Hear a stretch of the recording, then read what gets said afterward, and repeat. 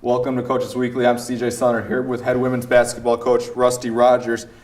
Coach, another tough week is the best way to put it. 2 tough losses, but really that second loss this week against Lakeland was a very hard-fought game and really, frankly, the hardest I've seen your girls play in almost 3 weeks. It's been a real difficult stretch for us, these last 2 weeks, losing 4 games, 2 each week, and trying to maintain that the high energy. So yeah, you're right. I'm really proud of the effort on Saturday up at Lakeland. We just can't seem to get over the hump. Now we look at the athlete of the week, Miranda Rogers, finally really coming alive. What we've expected her offensive output, shooting 59% from 3 in the 2 games this week. She's shooting well, and she's one that defensively has been there all year long, one of the most consistent players on the defensive end, and she's really kind of stepping up at the right time. It's unfortunate that she got it going right when Lauren Orr started struggling a little bit. So I know I've been here almost 2 years now, and both of them have never been on the same page in a single game at the same time. So, hopefully this week we can get them both going at the same time, because Lauren's in a little bit of a slump now. Miranda was in a slump before that. But it's good to see Miranda coming through. She takes a lot of good shots. She doesn't take many bad shots. So it's a good reward for her to finally see some of those things fall through the hoop. The other one we don't really talk about a lot is Angelique Young. She's been there all year long. To call her Mrs. Consistent, because she's always fighting for rebounds. She's always in double digits. She's closing in on almost averaging a double-double on the year for you guys. Angelique's had a fantastic year for us. She's finally healthy, and that's a big part of it. Also, her attitude it was never bad, but right now you just can't stop her, and she feels it, and she's a great leader for us. She's one of our captains this year, and she's really had a sensational year. I'm just disappointed we're not on the winning side of things more often for her, because she's really been the rock for us. First, we'll look to Wednesday night's game at Rockford in the middle of CIT week for you guys. What do you guys have to do to kind of get on the right side of things? Obviously, we said last week this week was important and things didn't go right. But still, if things go right this week, you guys aren't dead in the water yet, but things need to turn around. Yeah, well, we're breathing pretty deeply right now in the deep water. So, yeah, we're in a tough situation right now. So we just, we got to take it one game at a time. We still want to see that 40-minute game that we haven't seen all season long. Going down to Rockford this week, Rockford's hungry for a win. At this point in time, when you look at the standings, I'm sure Rockford's thinking this is a game they can get. So, every game's a big game for us. Every game means so much to us. And having a chance to play somebody we defeated earlier is a momentum for us. So hopefully we can get focused and go down there and play our best basketball. Now, not to look ahead, but this is the only time we talk this week. But we're going to look ahead. We have to look ahead. CIT week, it's here at Concordia, and it's something special here. And you've learned a little bit about it last year. First question going into the week, how do you prepare your team for basically what's considered, it might as well be a national championship game level type thing for Concordias. You've had the opportunity to coach in national championship games. How do you get your team focused for Friday night? Well, this is one of those times where you actually downplay the game, I believe, because the hype is already there.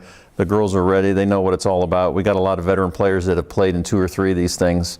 And, they've seen how it's been in Ann Arbor. They saw how it was in Wisconsin, and they know the craziness that goes around it. So we haven't even talked about it up until this point, and we won't talk about it again tomorrow, because we really need to get that Rockford game.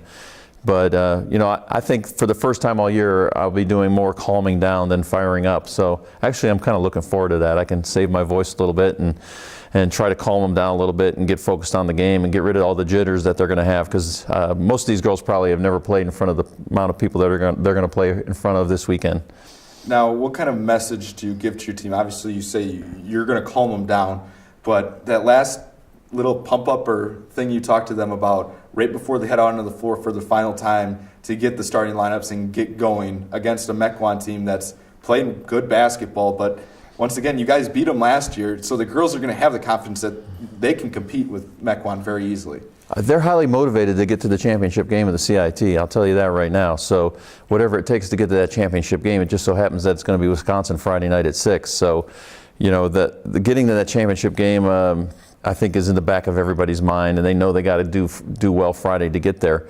But the craziness of Friday could be doubled on Saturday if they get the win. So versus playing in a consolation game early in the morning when it won't be nearly as the excitement. So if they don't get pumped up for this, they'll never get pumped up for anything in their lives. The seniors, it's really going to be easy for them to get up because this is something that they haven't even won a game in CIT up until last year. So they know the importance of it.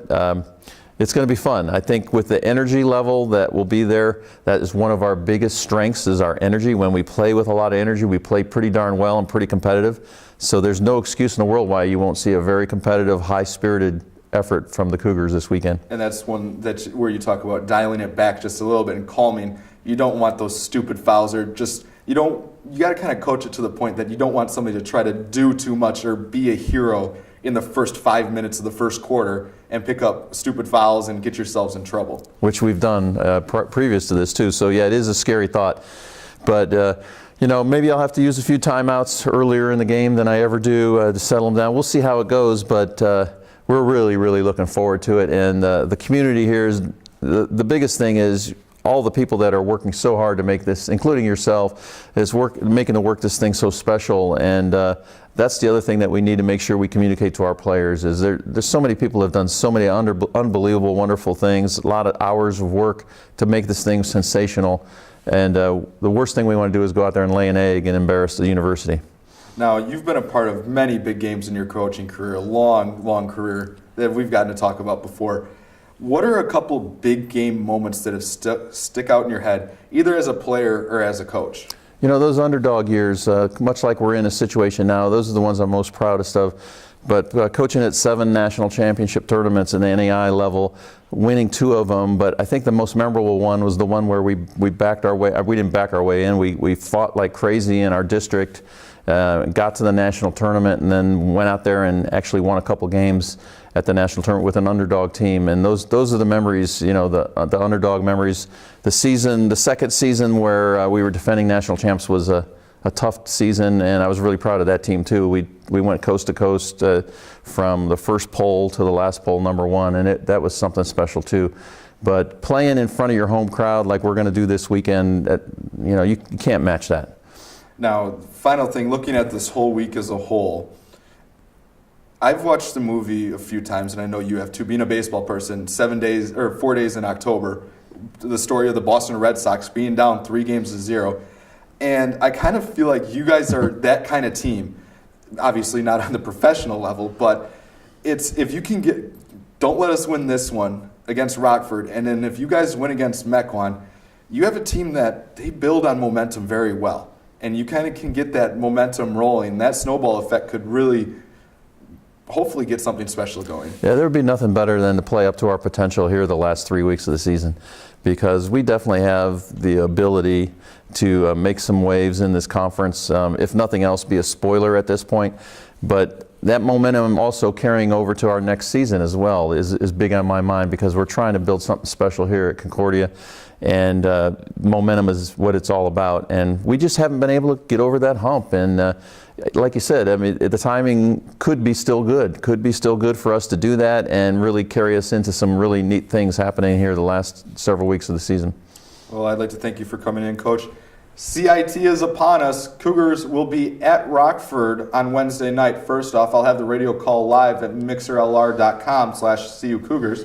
Then we'll get ready for CIT, the Cougar women taking on Concordia, Wisconsin at 6 p.m. from Geisman Gymnasium. You'll be able to watch CIT live if you cannot make it at cuchicago.edu/live. Tickets are still available at cucougars.com/CIT. For Coach Rusty Rogers, I'm CJ Sellner. Happy CIT 2016. Thank you for watching Coaches Weekly.